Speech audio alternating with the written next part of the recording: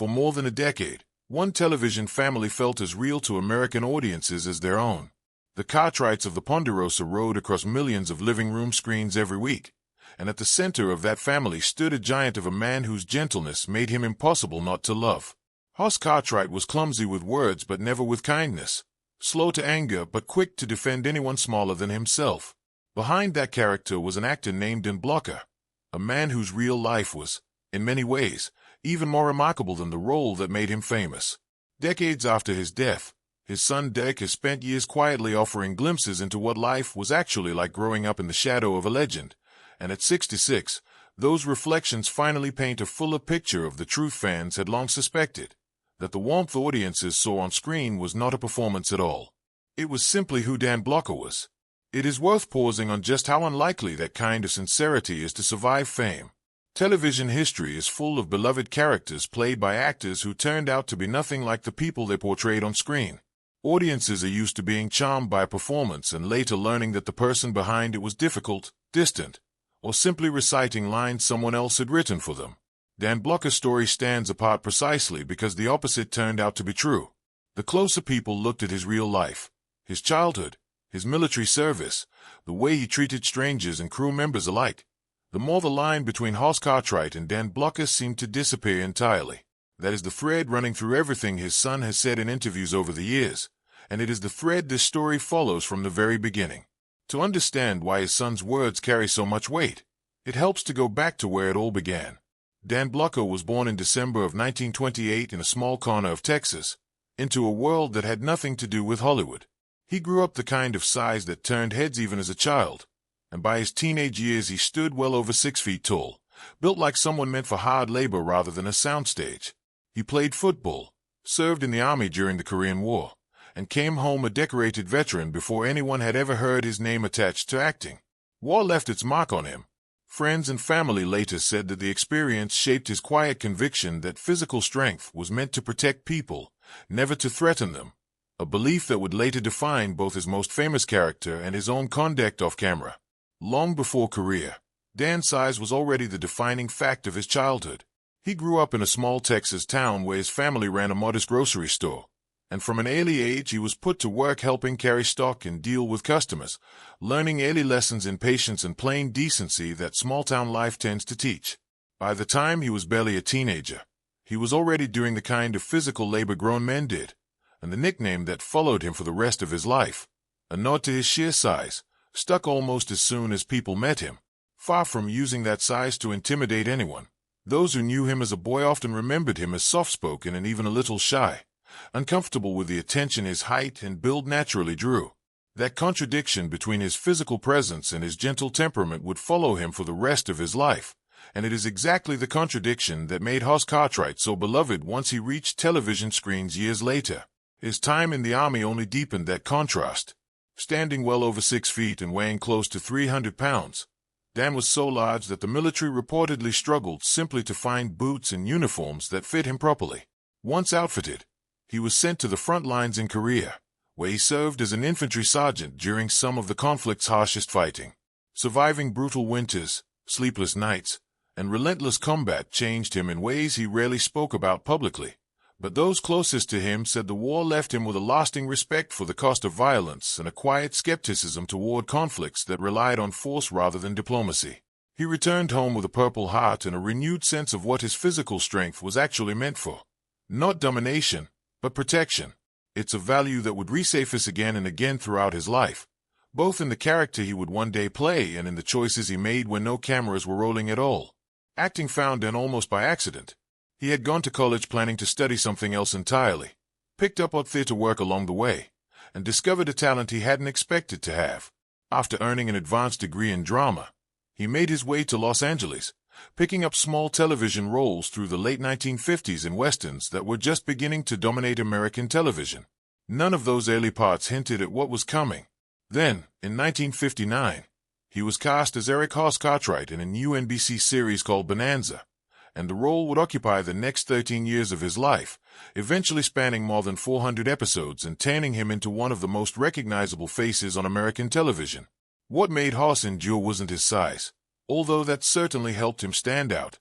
It was the sincerity Dan Blocker brought to a character who could have easily been played for laughs alone. He once explained that he approached Hoss with a particular philosophy in mind, borrowed from an old Quaker teaching about doing whatever good you can while you still have the chance, because none of us pass through this life a second time. That single idea, more than any acting technique, was what made Hoss believable. Audiences sensed there was nothing false in the performance, and they were right. Dan was, by most accounts, exactly the kind of person his character suggested he might be: protective, plain-spoken, and uncomfortable with cruelty in any form. What surprised many people who met him off-set was how little Hoss's simplicity matched the man playing him. Dan Blocker held an advanced degree in theater, had a genuine love of literature and philosophy, and was, by every account, a sharp and well-read man who simply chose to bury that intellect beneath a character built on warmth rather than wit. It was a deliberate choice rather than a limitation, and it speaks to just how much craft actually went into making Hoss feel effortless. Audiences rarely think about the discipline required to play someone simpler than yourself convincingly for over a decade, but that was precisely the balancing act Dan managed week after week, episode after episode, without ever once letting the seams show. Behind the scenes, the bond between the Cartwright men extended well beyond the soundstage.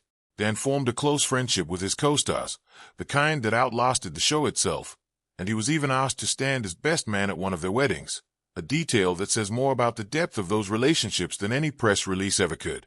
The cast spent more waking hours together than most families do, shooting on location across deserts and mountains, eating meals together between takes, and weathering the particular grind of a series that aired for over a decade.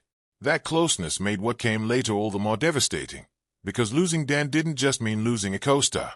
For several of them, it meant losing one of their closest friends in the world.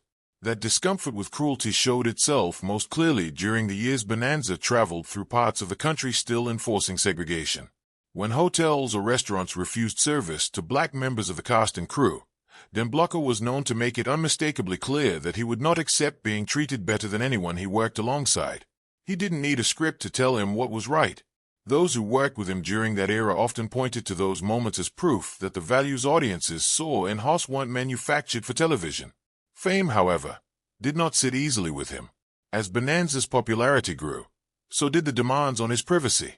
Fans recognized him everywhere, often calling out his character's name rather than his own, and even simple family trips became impossible to keep quiet. A vacation meant to be a quiet escape with his family could turn into an impromptu public appearance the moment locals spotted him, no matter how far from American television he thought he had traveled. By the early 1970s, seeking a slower pace of life, Dan and his family spent time abroad, drawn partly by the appeal of being somewhere his face wasn't instantly tied to a hit American show. In a place where the series aired in a different language, he found something close to anonymity for the first time in years, the simple pleasure of walking down a street without being recognized. He was, by every account, a wealthy man by that point. Bonanza had made him a fixture in American homes, and a stake in a steakhouse chain that borrowed the Cartwright Ranch's name for its branding only added to his fortune, giving him the somewhat unusual perk of free meals at any of its locations whenever he wanted them. Those who knew him well often pointed out that his appetite was nearly as legendary as his size, a man who could make short work of a full holiday spread without much effort, and who had a soft spot for the kind of hearty, unfussy food he grew up with in Texas. Yet even with that wealth, money was never what kept him in Hollywood, and those close to him said he occasionally joked, half seriously, about what he might have given up to get there.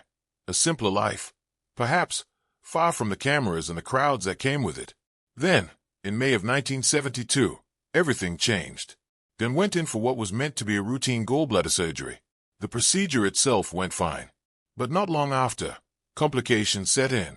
A pulmonary embolism that took his life at just 43 years old, with one more season of Bonanza still ahead of production. The news landed like a shockwave across the industry and the country. Co-stars who had spent over a decade working alongside him were left without their friend, and the show itself faced a problem no rewrite could easily solve. How do you continue a series built around a family when one of its central pillars is simply gone?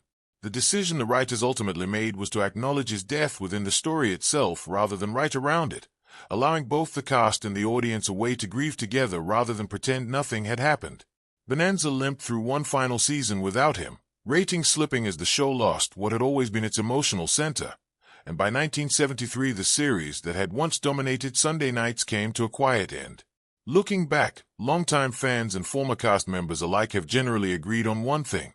The show was never quite the same once Os was gone, because in many ways, neither was the cast that had lost him.